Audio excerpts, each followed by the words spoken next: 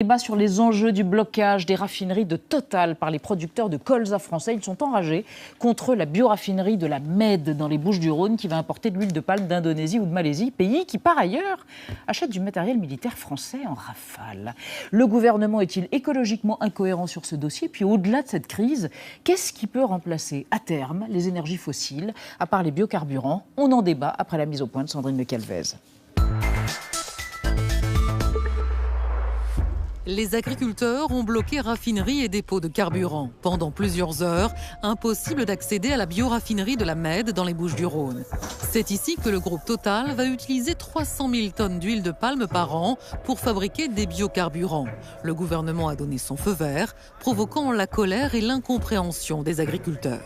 On ne veut pas d'huile de palme dans le Nutella, par exemple, dans le chocolat, parce que c'est la déforestation. Et puis par derrière, on libère l'introduction de l'huile de palme pour faire du bioester, parce que c'est moins cher. L'huile de palme, produite en Asie et en Afrique, est jusqu'à 25% moins chère que le colza. Pragmatique, Total assume ce choix controversé et promet des compensations. Aujourd'hui, pour produire un biocarburant rentable, il faut notamment y intégrer de l'huile de palme parce qu'elle a un meilleur taux de rentabilité. Mais ça ne veut pas dire qu'on s'en tient à cela. Nous nous sommes bien sûr engagés à intégrer du colza produit par les agriculteurs français. Présentés comme une alternative au pétrole, les biocarburants, bioester et éthanol font débat. Leur rendement est faible, leur production coûte cher et entre la déforestation en Malaisie et l'utilisation d'engrais et de pesticides dans les cultures françaises, leur bilan écologique laisse à désirer. Des scientifiques travaillent sur de nouvelles générations de biocarburants. Ils pourraient être fabriqués à partir de déchets agricoles ou d'algues. En attendant, pour réduire les émissions de CO2 et la dépendance au pétrole, d'autres options se développent. Voitures électriques, à l'hydrogène et capteurs solaires. Alors pourra-t-on bientôt remplacer les énergies fossiles? Ou le pétrole restera-t-il incontournable? Alors, Sébastien Windsor, bonsoir. Vous êtes vice-président de la Fédération des producteurs d'oléagineux, de manière un peu plus simple et compréhensible par tout le monde. Vous produisez du colza, vous avez 45 hectares en Seine-Maritime et vous êtes aussi apiculteur, vous avez des ruches. Absolument. Elles butinent dans le colza. Elles butinent dans le colza et c'est chez moi leur première source d'alimentation. Épatant. Selon vous, Sébastien Windsor, le colza offre aujourd'hui une solution de remplacement au pétrole. Cette solution n'est pas parfaite, mais représente une amélioration en termes d'environnement et d'économie locale. À côté de vous, Hélène Le Thénault, bonsoir. Vous êtes ingénieure, directrice de groupe SOS Transition écologique. Vous estimez que nous pourrons un jour nous passer d'essence. Tout dépend de nos attentes en termes d'alimentation et de mobilité. Cependant, une énergie ne produisant aucun impact écologique n'existe pas. Et enfin, Philippe Chalmin, alors qui est arrivé avec son modeste ouvrage, collectif bien sûr, qu'il a dirigé, il n'a rien écrit, ça s'appelle comment? Les marchés mondiaux par le groupe Cyclope, pourtant qui voit loin, malgré son nom. Vous êtes économiste et spécialiste des matières premières. Selon vous, Philippe Chalmin, avec son rendement extraordinaire, l'huile de palme est incontournable et pourtant si décriée pour répondre aux besoins énergétiques de la planète. Mais ce biocarburant émet 3 fois plus de carbone que le diesel. On va démarrer le débat avec une question d'un internaute. On a reçu beaucoup de questions à propos de... Oui, beaucoup de questions qui allaient dans ce sens-là, à propos du glyphosate. Eh oui. Un téléspectateur qui pose cette question, ces agriculteurs qui sont contre l'huile de palme, sont-ils prêts à ne plus utiliser de glyphosate? Sébastien Windsor, évidemment, je m'adresse à vous. Ouais. Est-ce que vous avez recours au glyphosate ou à d'autres produits controversés pour votre colza? Alors, j'ai recours au glyphosate, pas sur le colza en tant que tel, mais plutôt pour gérer le désherbage avant la culture, justement pour limiter l'utilisation d'autres herbicides. D'accord. Et j'ai une utilisation très raisonnée du glyphosate. J'utilise moins d'1 litre de glyphosate quand je l'utilise. Et puis, je l'ai fait aussi... Par centimètre carré ou par hectare? Par hectare. Ah oui. Et je l'ai fait aussi parce que j'ai développé une agriculture où je ne laboure plus pour essayer de séquestrer le carbone, pour éviter les levées de mauvaises herbes. D'accord. Donc ça m'a permis de faire un progrès environnemental sur mon exploitation. Mais pour faire ça, j'ai encore besoin d'utiliser un peu de glyphosate de façon raisonnée et dans certains cas. Et vous cherchez des solutions, des alternatives? Je cherche des alternatives. Ouais. Pas uniquement sur le glyphosate. Okay. J'ai développé le désherbage mécanique sur mes betteraves, sur ma maïs, sur mon colza. On va venir chez vous. Des plants de compagne pour associer à mon colza, pour justement trouver des... On va démarrer le débat avec un chiffre. Avec un chiffre qui est une date, c'est la date de 2021.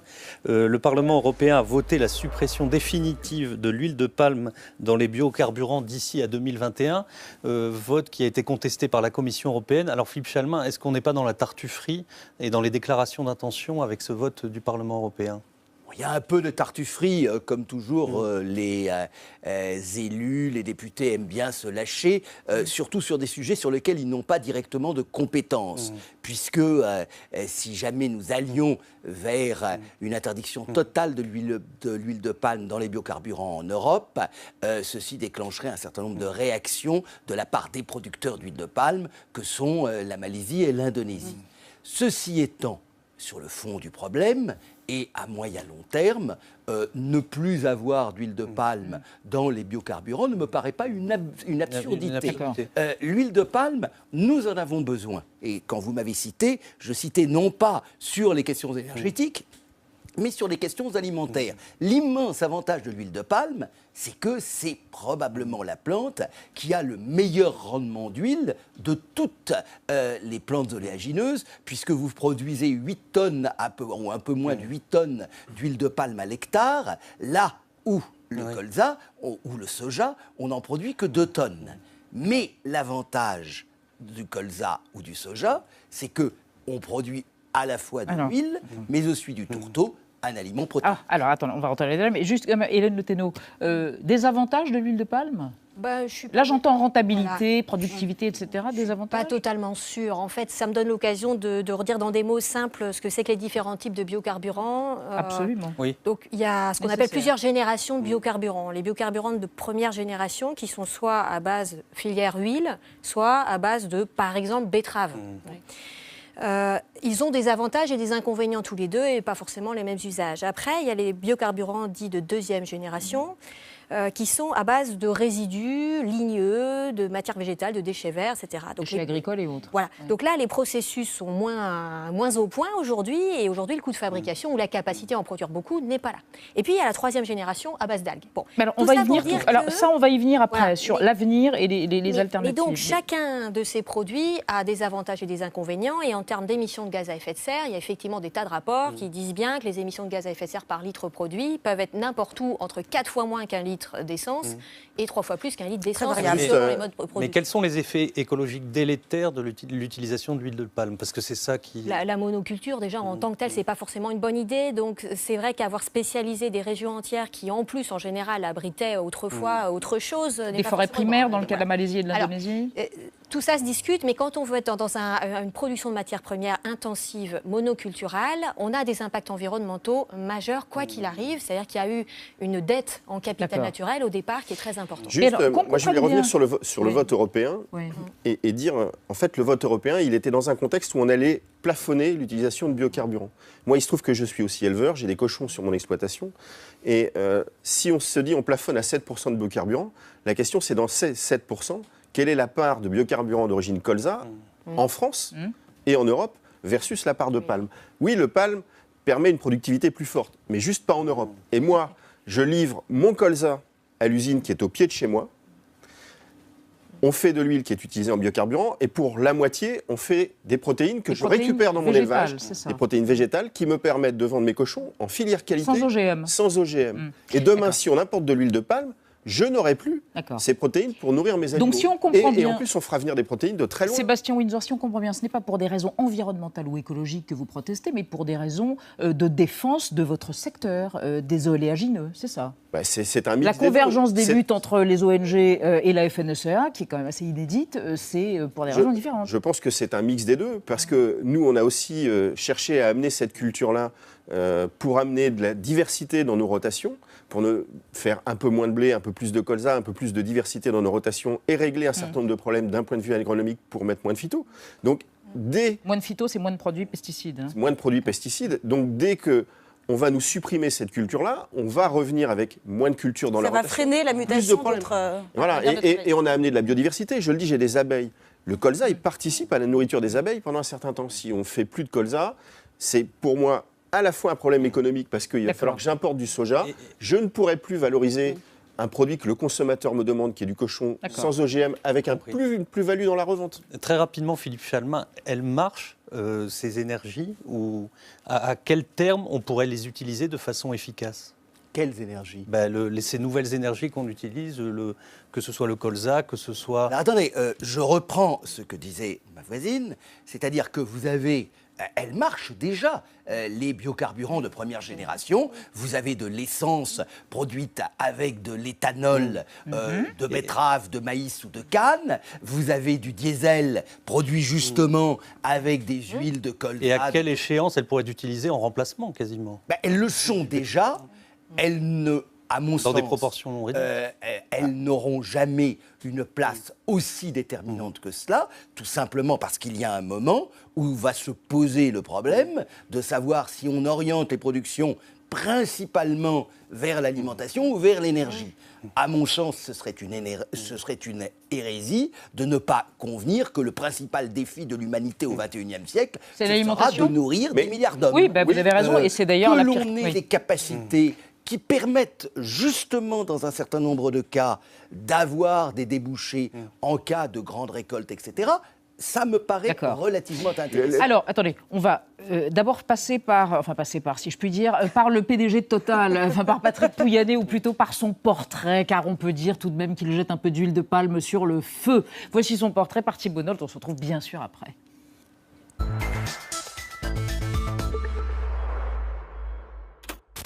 Ils sont au centre de l'histoire et méritent forcément quelques déboires. Si Total ambitionne de devenir d'ici 2035 la major de l'énergie responsable intégrant le climat dans sa stratégie, son PDG veut importer de l'huile de palme. Alors, faut-il raffiner Patrick Pouyanné? Depuis 2014, Patrick Pouyanné, surnom Papou, dirige la première entreprise de France. Chiffre d'affaires 171 milliards de dollars.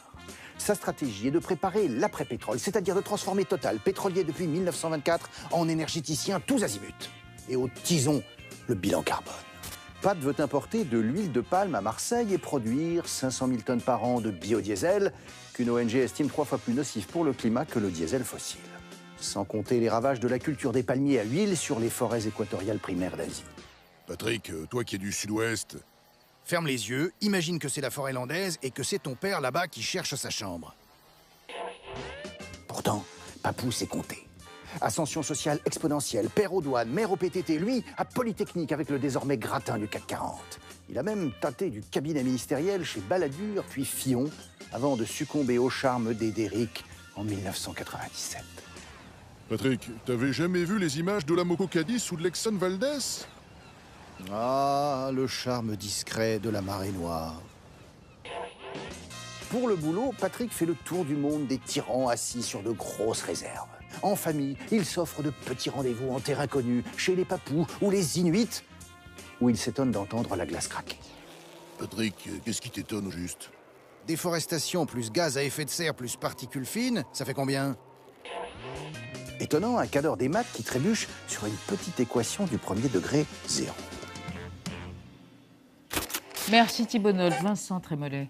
Alors d'abord, il faut préciser que nous avions invité des représentants de Total et qu'ils ont décliné l'invitation. Il fallait quand même le dire. Hélène Le Thénault, est-ce que ce ne sont pas des motifs économiques plus qu'écologiques qui nous poussent à nous tourner vers les biocarburants? En d'autres termes, vu le prix du pétrole, est-ce qu'il n'est pas plus avantageux d'aller chercher l'énergie ailleurs? Alors le pétrole, c'est quand même un produit magique que la nature, justement, a fabriqué sous terre pendant des millions d'années.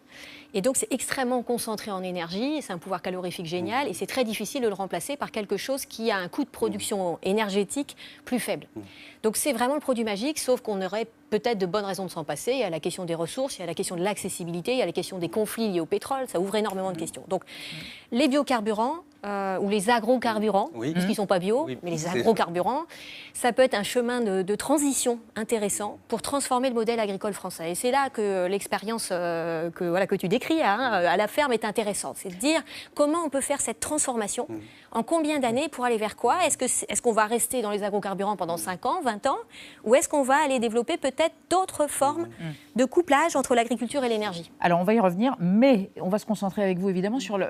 Ça a été la panacée, voiture électrique. Oui, mais alors, comme ça a c'est été bio ou décrit pas? comme un petit miracle même, la voiture électrique.